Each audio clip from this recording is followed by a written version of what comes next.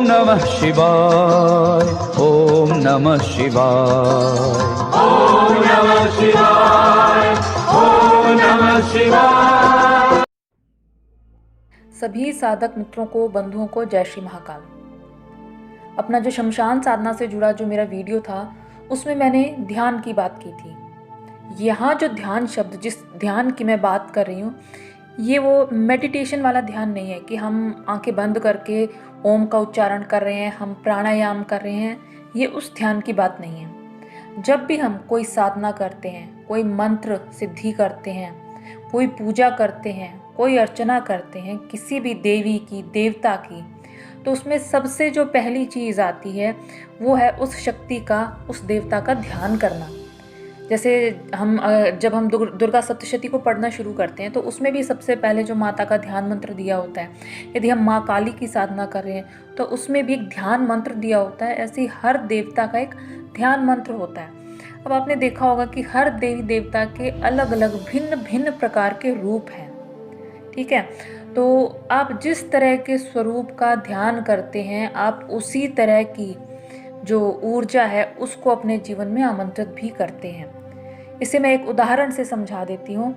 यदि आप महादेव के उस स्वरूप का ध्यान कर रहे हैं जिसमें शिव और पार्वती अपने परिवार के साथ हैं, आप ध्यान में उस स्वरूप का ध्यान कर रहे हैं, उसी स्वरूप की आप पूजा अर्चना कर रहे हैं, तो आप अपने परिवार में सुख है, सौहार्द है, पारिवारिक प्रेम है, आप उसे आमंत्रित कर रहे हैं क्योंकि आप उसी स्वरूप का ध्यान कर रहे हैं। लेकिन यदि आप समाधि के रूप का ध्यान करते हैं, महादेव जिसमें समाधिस्थ हैं, उन्होंने समाधि लगा रखी है, वो एक शून्य का भाव है, पूर्ण विरक्ति का, जिस भाव में समय की कोई सीमा ही नहीं है, जहाँ समय भी रुक जाता है, ऐसी वो अवस्था है जहाँ किसी चीज़ का बोध ही नहीं है। तो आपके जीवन में भी विरक्ति का भाव आने लगता है। संन्यास और समाधि जैसी जो अवस्थाएं हैं वो आपके मन में घटित होने लगती हैं। ये जो ध्यान है ये उनके लिए बहुत कारगर है जो सांसारिक मोह माया में पड़ना ही नहीं चाहते हैं। वो यदि इस तरह के स्वरूप का ध्यान करते हैं तो उनके लिए अच्छा भी है ये। लेकिन यदि आप एक पारिवारिक गृहस्थ व्यक्ति हैं तो जाहिर सी बात है आप उस तरह के स्वरूप को ज़्यादा प्रेफर करेंगे जो आपके परिवार में प्रेम बढ़ाए। इसीलिए कहा जाता है कि आप शिव और पार्वती की जो है इकट्ठी पूजा करें, आप गणेश जी की साथ में पूजा करें, वो इसीलिए कहा जाता है।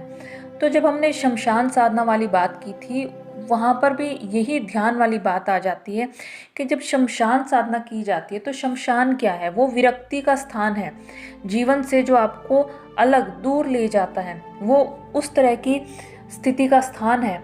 और जब आप शमशान में साधना करते हैं तो आप वो जो शमशान की जो विरक्ति है, संसार से जो अलगाव है, उस तरह की चीज़ों को आप अपने जीवन में भी इनडायरेक्ट वे में आमंत्रित कर लेते हैं। इसलिए जो शमशान की जो साधना है वो मुख्य रूप से उन्हीं लोगों के लिए अच्छी रहती है जिन्हें सांसारिक मोह माया से ज़्यादा कुछ लेना देना नहीं होता है, और वो शमशान की जो साधनाएं हैं उच्च कोटि की साधनाएं करके वो अपने आप को आध्यात्मिक मार्ग पे उन्नति की तरफ बहुत आगे ले जाना चाहते हैं। लेकिन वो भी तभी संभव होता है जब उनके पास एक अच्छे गुरु का मार्गदर्शन होता है।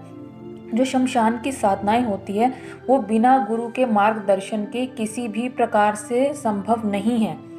यदि कोई जाने अनजाने करता भी है तो उसका पागल हो जाना, मानसिक रूप से विक्षिप्त हो जाना और तरह तरह की पारलौकिक बाधाओं से ग्रस्त हो जाना ये पूर्ण रूप से निश्चित है, क्योंकि व्यक्ति उन चीज़ों को जब तक समझ ही नहीं सकता है वो न उनसे लड़ सकता है और न ही उनसे छुटकारा पा सकता है। यदि आप आधी रात को शमशान में गए हैं, आपको चाहे वहाँ कोई अनुभव नहीं हुआ, कोई अनुभूति नहीं हुई, आपने कुछ भी नहीं देखा, तो भी आप इतना ही कहकर आ जाएं कि आजा चल मेरे साथ, बस आपको इतना कहने की आवश्यकता है और आपको पता भी नहीं चलेगा कि आप वहाँ से कितनी अतृप्त आत्माओं को अनजाने में अपने साथ न्योता देकर ले आए हैं। अगर आपको पारलौकिक चीज़ों की डायरेक्ट अनुभूति नहीं होती है, आपको अपने आसपास उनके होने का एहसास नहीं होता है, तो आपको घर में उनके होने का पता तो नहीं चलेगा। लेकिन जब आपका स्वास्थ्य गिरने लगेगा, आपके सारे काम रुकने लगेंगे, अजीब अजीब सी मतलब मुसीबतें आने लगेगी, तब जाके आपको पता चलता है कि आपके साथ कुछ अजीब सा घटित हो रहा है। अब क्योंकि आपको डायरेक्ट अनुभूति है ही नहीं, इसलिए आपको ये निष्कर्ष निकालना भी मुश्किल हो जाएगा कि ये कोई पारलौकिक बाधा है। तो इसीलिए ध्यान के विषय में भी यही है कि आप उस स्वरूप का ध्यान कीजिए हमेशा जो आपके पारिवारिक जीवन को सुखद बनाने वाला हो। यदि हम श्री कृष्ण की बात करते हैं, राधा कृष्ण की बात कर रहे हैं, या किसी भी स्वरूप की, किसी भी पूजा के उस स्वरूप की हम बात कर रहे हैं, जब हम भक्ति करते हैं तो हम हमेशा उसी चीज़ की हमें बताई जाती है कि जिससे जो हमारा पारिवारिक जीवन है वो सुखद हो। हम कृष्ण जी की, बाल गोपाल की उपासना क्यों करते हैं?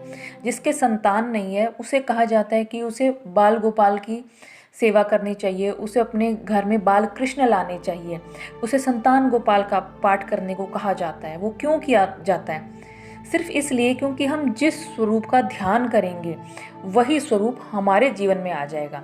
यदि हम बाल कृष्ण की सेवा कर रहे हैं तो हमारे जीवन में भी, हमारे घर में भी यदि बच्चा नहीं है तो वो बच्चे की कमी पूरी हो जाए। अब जो लोग अध्यात्म में आगे जाना चाहते हैं वो अगर गुरु दत्तात्रेय की साधना या उपासना करते हैं, गुरु गोरखनाथ जी की करते हैं, तो वो किस लिए? ताकि उनके जीवन में जो गुरु रूपी ज्ञान है उसका उद्भव हो जाए, उसका प्राकट्य हो जाए।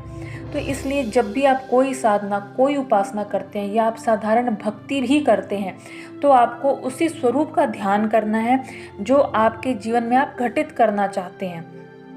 यदि आप ज्ञान के इच्छुक हैं तो आप माँ सरस्वती की उपासना कीजिए, सौम्य स्वरूप की कीजिए। यदि आप पराक्रम चाहते हैं अपने जीवन में, आप हनुमान जी की कीजिए। और यदि आप विशुद्ध भक्ति चाहते हैं, आप कृष्ण की भी कर सकते हैं, आप श्री राम की भी कर सकते हैं। तो आज की वीडियो में केवल इतना ही। आशा है आपको वीडियो पसंद आया होगा और चैनल को सब्सक्राइब ज़रूर कीजिए, क्योंकि मेरे जो आधे से ज़्यादा जो फॉलोअर्स हैं, जो मेरे वीडियोस देखते हैं, उन्होंने अभी तक चैनल को सब्सक्राइब नहीं किया है। तो आज के लिए इतना ही। जय श्री महाकाल।